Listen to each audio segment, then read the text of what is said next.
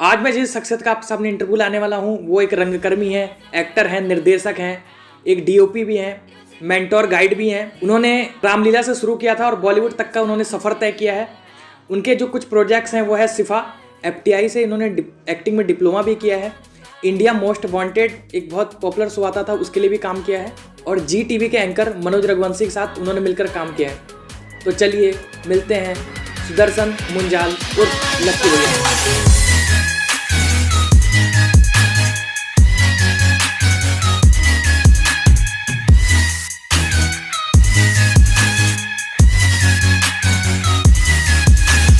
Sir, आप एक बेहतरीन एक्टर हैं, निर्देशक हैं, बेहतरीन डीओपी भी हैं, क्लासेस चलाते हैं एक्टिंग की, जिससे बहुत सारे युवा कलाकार आज मुंबई में भी बहुत अच्छा काम कर रहे हैं। पहली बार संज्ञान में या जहन में कब आया होगा, क्या उम्र रही होगी आपकी कि लगा कि आपको एक्टर बनना चाहिए या आर्टिस्टिक फील्ड में जाना चाहिए? यही कोई 18 या 19 साल उम्र रही होगी जब स्टार्टिंग में इश्क में जीना इश्क में मरना फिल्म शूट होने के लिए लोहा घाट में आए थे। तो दिव्या दत्ता के साथ मेरे को मेन लीड रोल में लेने वाले थे जी। लेकिन मेरी फैमिली जो है उस समय अलाउ नहीं करती थी कि आप जाके एक्टिंग करो या मुंबई जाओ ऐसा, तो मेरे को छोड़नी पड़ी वो। 18-19 साल की उम्र में ये सारी चीज़ें हो गई। हाँ। और पहली बार कैमरा फेसिंग का मौका कब मिला, कब पहली बार आपने कैमरा फेस किया? ये तो बाकी रंगमंच में मैं काफ़ी किया है। रंगमंच में कई कैरेक्टर किए हैं मैंने, बाकी रामलीला मंच पे भी कई कैरेक्टर किए हैं मैंने। दशरथ जी का रोल किया है, सुरूपनखा का रोल किया है, और अलग अलग एक नाग कन्या का रोल किया है मैंने। कई रोल ऐसे किए हैं कि मतलब बहुत ही वाहवाही मिली है। और हनुमान जी का भी रोल मैंने कम से कम भी 15 साल मैंने हनुमान जी का रोल किया है। तो आप एक बहुत बेहतरीन रंगकर्मी भी रहे। हम ये कहा जा सकता है। फिर वही मैं सवाल दोहराऊंगा कि पहली बार जब आपने कैमरा फेस किया तो वो कौन सा मोमेंट था या कौन सा प्रोजेक्ट के लिए किया था आपने? पहली बार जब मैंने कैमरा फेस किया था तो रंगमंच पे ही किया था। रंगमंच ही मेरा पहला पड़ाव था। और जब कैमरा फेस करने का मौका मिला उसके बाद शॉर्ट मूवीज़ कई करी हैं मैंने। अभी बीच में मैंने अभी करी है एक शिफा। उसमें मेरा कैरेक्टर है, उसका कुछ डायलॉग मैं आपको बताता हूँ। बिल्कुल डायलॉग के साथ वो बढ़िया रहेगा। उसमें मेरा जो है एक रोल है, बोलते हैं कि आप आ जाओ, एक माल है सफ़ेद वाला, अच्छा, आके देखिए। हाँ बिल्कुल क्यों नहीं, बताओ क्या भाव मांगते हो, आप आके माल तो देखो, उसके बाद भाव भी कर लेंगे। अच्छा, कुछ इस तरीके का। हाँ, कुछ ऐसा कैरेक्टर है। सिफा पहला प्रोजेक्ट था या किसने नंबर का प्रोजेक्ट रहा होगा आपके? नहीं, शिफा अब मैं काउंट तो नहीं कर सकता, लेकिन यह है कि शिफा जो है काफ़ी प्रोजेक्टों के बाद हुआ। अब पुराने प्रोजेक्ट ध्यान भी नहीं रहते, अब नया प्रोजेक्ट आता है तो फिर वो उसी पे ध्यान रहता है कि ये कर लो। ये शिफा जो है बहुत ही अच्छे मतलब एक बैनर तले गया है, ओरियन मोशन पिक्चर के बैनर तले जी, जो मुंबई की नंबर 1 प्रोडक्शन कंपनी है। सिफा जो आपका प्रोजेक्ट है, इसमें जब आपकी कास्टिंग हुई होगी तो कैसे कास्टिंग हुई, कैसे आप पहुंच पाए इस प्रोजेक्ट तक? अब मेरी थोड़ी पहचान थी तो उन्होंने बोला कि आपको रोल करना है। मैंने कहा पहले आप रोल तो तैयार है, आप करेंगे ना, आप कर लेंगे बिल्कुल, आपको तो कहना भी नहीं पड़ेगा। आपने तो बस, उन्होंने 2 मिनट के लिए मेरे को स्क्रिप्ट दिखाई, बस देखते ही तुरंत चालू कर दिया। ये काम तो सिफा आपके जान पहचान या नेटवर्क या संबंधों के वजह से मिले थे, लेकिन जब आपने पहला प्रोजेक्ट किया होगा उस समय कास्टिंग में तो कोई ना कोई दिक्कत आई होगी, या वो भी इतनी आसानी से मिल गया था? ना, वो भी आसानी से मिल गया क्योंकि पहले से सबको पता था कि ये बंदा जो है इस लाइन में उतरा हुआ है और खुद एक्टिंग स्कूल खोल रखा है, एक्टिंग सिखाता है और मेरे एक्टिंग सिखाए हुए लोग इस समय मुंबई में हैं। एक लड़की श्रेया चावला जो कलर्स में उतरन सीरियल में आई है। श्रेया चावला जी का भी इंटरव्यू किया मैंने। हाँ, वो उतरन में आई है। और उसकी मदर को मैंने फुहड़ सिनेमा जो है उसमें रोल दिलवाया। तो इस तरीके से आपके द्वारा जो बच्चे हैं वो आगे बढ़ रहे हैं। बिल्कुल बिल्कुल। पहले प्रोजेक्ट का क्या नाम था आपके? पहला प्रोजेक्ट तो रंगमंच में नाग कन्या। नाग कन्या। हाँ, नाग कन्या में मैंने एक महिला का रोल किया है। नाग कन्या बनी हूँ जिसमें। अच्छा। हाँ। कभी मुंबई जाना हुआ आपका? हाँ, काफ़ी टाइम, बहुत बार। कैसा अनुभव रहा मुंबई में? अच्छा, अच्छे हैं लोग वहाँ के, मिलनसार हैं। कभी भी कोई काम होता है तो बुलाते हैं।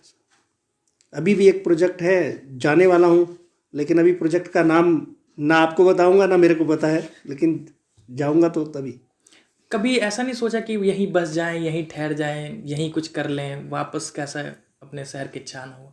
नहीं, अब ऐसा है ना, फैमिली छोड़ के अगर वहाँ बसना है तो या तो अपनी फैमिली वहाँ ले सेटल करो। जी। ठीक है, फैमिली सेटल करने का मतलब है फैमिली हो गया, बच्चे हो गए, अपनी प्रॉपर्टी हो गई, सारा कुछ सेटल।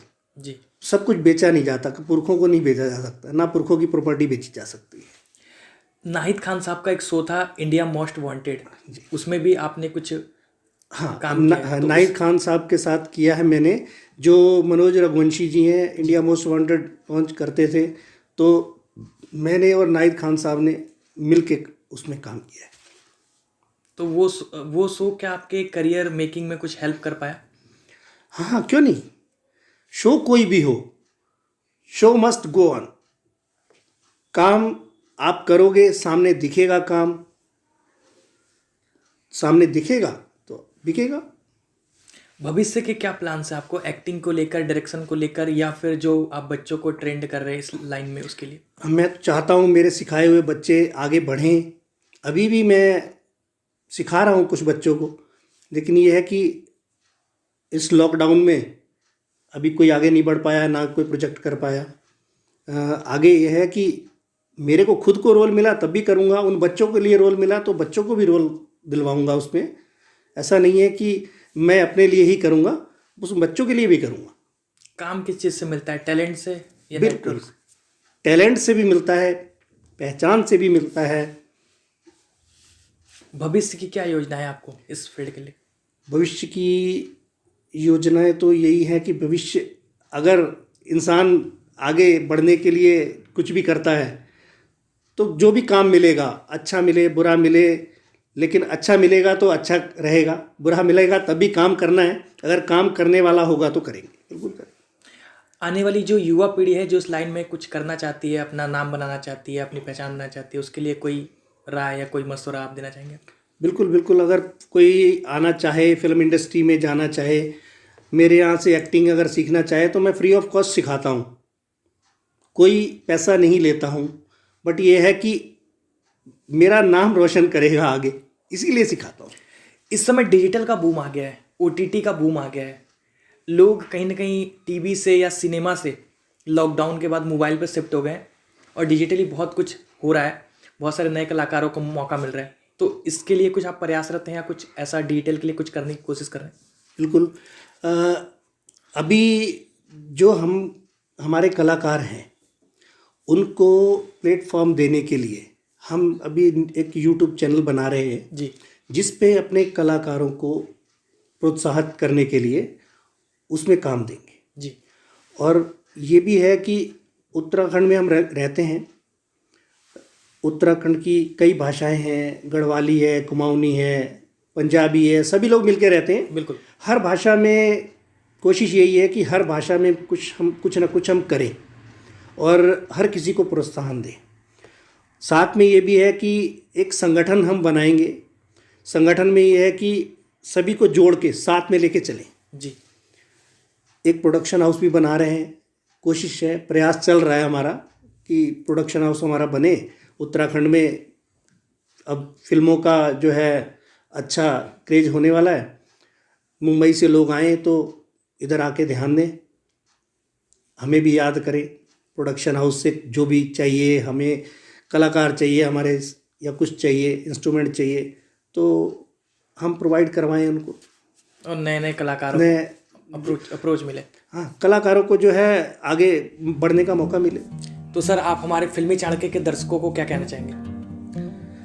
मैं ये कहना चाहूँगा कि फिल्मी चाणक्य के जो ये हैं कि अच्छा काम कर रहे हैं, अच्छा प्रयास कर रहे हैं लोगों को आगे बढ़ाने के लिए, जो छुपी हुई प्रतिभा को निखारना चाह रहे हैं। मैं आप सभी दर्शकों से ये कहूँगा कि इस चैनल को सब्सक्राइब करें और देखें, आगे बढ़ाएं।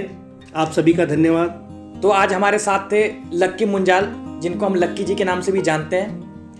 बहुत अच्छा लगा इनसे मिलकर। ये एक निर्देशक हैं, एक्टर हैं, बतौर डीओपी भी काम करते रहते हैं, टैलेंट मेंटोर हैं।